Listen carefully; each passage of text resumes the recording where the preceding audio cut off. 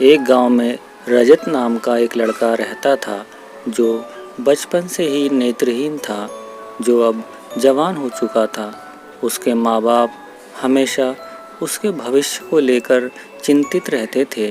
रजत नेत्रहीन ज़रूर था, परंतु गांव के सारे रास्ते उसके दिमाग में रहते थे। उसे हर वक्त पता रहता था कि वह किस रास्ते पर है, और साथ ही साथ उसकी सूंघने की गजब की शक्ति थी। वह बहुत दूर से जान लेता था कि सामने कौन सा व्यक्ति कौन सा पकवान खा रहा है। उसके साथ के उसी की उम्र के लड़के उसका मजाक उड़ाते। वह उससे कहते कि तू कोई काम नहीं कर सकता और उस पर हंसते, परंतु रजत उनकी बातों पर ध्यान नहीं देता और आगे बढ़ जाता। एक दिन की बात है, रजत जंगल के किनारे से गुजर रहा था कि तभी उसने किसी की आवाज़ सुनी। रजत उस व्यक्ति के पास गया तो उस व्यक्ति ने बताया कि मुझ पर कुछ लुटेरों ने हमला कर दिया था।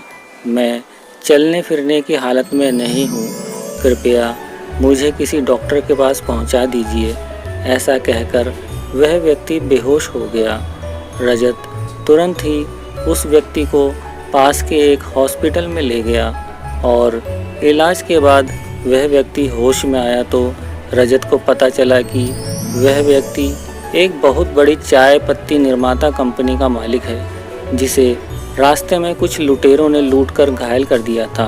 तभी नर्स ने उस व्यक्ति के सामने खाना रखा तो तुरंत रजत ने कहा कि यह खाना तो कल का बासी खाना है। तो उस व्यक्ति ने ध्यान से सूंघकर देखा तो पाया कि रजत सही कह रहा है, और उस व्यक्ति ने रजत से पूछा कि बेटा तुम क्या काम करते हो। तो रजत ने अपनी हालत उसे बता दी। तो उस व्यक्ति ने कहा कि बेटा, एक तो तुमने मेरी जान बचाई है और दूसरे तुम्हारे पास एक अद्भुत प्रतिभा है सूंघने की। मेरी चाय पत्ती की फैक्ट्री में मैं अपनी चाय को टेस्ट करने के लाखों रुपए देता हूँ। अगर तुम मेरी फैक्ट्री में चाय पत्ती टेस्ट करने की नौकरी करोगे तो मुझे बहुत खुशी होगी।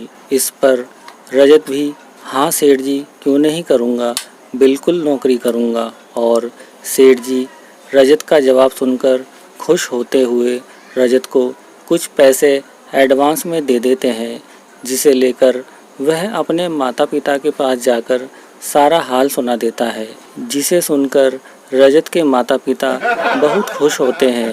और वे सभी लोग जो कहते थे कि रजत कोई काम नहीं कर सकता, वह सभी लोग यह सब देखकर शर्म से पानी पानी हो जाते हैं। दोस्तों, कहानी कैसी लगी हमें कमेंट सेक्शन में ज़रूर बताएं। कहानी सुनने के लिए आपका धन्यवाद।